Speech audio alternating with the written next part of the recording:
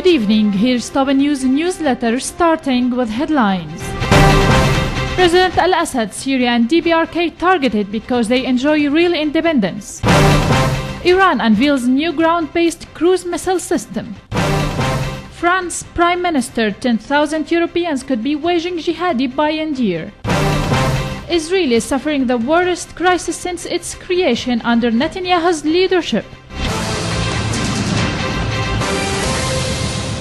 President Bashar al-Assad received Democratic People's Republic of Korea's DPRK Vice Minister of Foreign Affairs Sing Hong-chul and the accompanying delegation. Chul stressed that upgrading the bilateral relations between Syria and DPRK is one of the principal constants in his country's policy, stressing that DPRK will not spare any effort to support the Syrian people in defending the sovereignty and independence of their country, as it will back them in their justice struggle in the counter-terrorism. President al-Assad considered what Syria has already done for DPRK and what DPRK is doing today for Syria stem first and foremost from the ethical principles between the two countries built on the national dignity and loyalty to friends.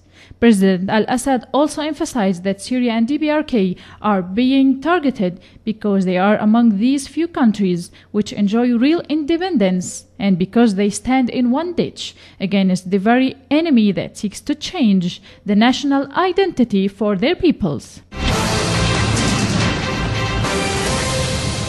On the ground, units of the Syrian army carried out intensive strikes against terrorist organization gatherings and hideouts, eliminating their members. Some of them hold Saudi or Uzbek nationalities. In Idlib countryside, several terrorists were killed, others were injured, and some of them vehicles were destroyed when all army units targeted their dens and targetings in Kaminas and Al-Husayniye villages southeast of Idlib.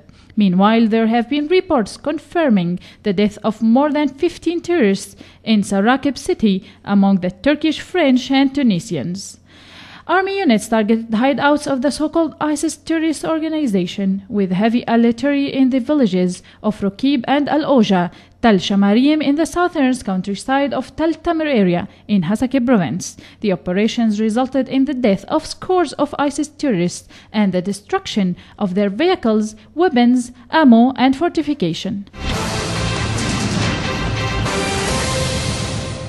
As many as 10,000 Europeans could join terrorists in Iraq and Syria by the end of this year. French Prime Minister Manuel Valls warned a threefold increase on current members. There are 3,000 Europeans in Iraq and Syria today. When you do a projection for the months to come, there could be 5,000 before summer and 10,000 before the end of the year, as Valls said.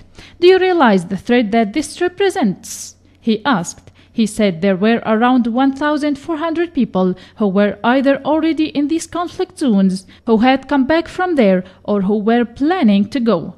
There have already been nearly 19 French people who have died out there with a weapon in their hand, Valls added. France seized passports from 6 of its citizens and banned 40 more from the traveling abroad after they were allegedly planning travel to Syria or Iraq. We have to face a particularly high threat level in France, in Europe, and in other countries, Valls said. Iran unveiled a new long-range ground-to-ground cruise missile system named Sumar in a ceremony attended by senior military officials and commanders. Sumar long-range ground-to-ground cruise missile system has been designed and built by experts of the Defense Ministry Aerospace Industries Organization. Defense Minister Brigadier General Hossein Dahkan told reporters after the unveiling ceremony. Dahkan announced the mass delivery of Qadr and Qiyam long-range ballistic missiles to the Islamic Revolution Guards groups and said these missiles are capable of destroying different types of targets under any type of conditions due to their tactical capability, sustainability in the battleground, and radar evading features. Israel is suffering the worst crisis since its creation under Netanyahu's leadership, a former Mossad director told a crowd of up to 50,000 in Tel Aviv. Delivering his keynote speech, Meir Dagan, the former Mossad director, spoke of the government's lack of vision and inability to properly direct the country.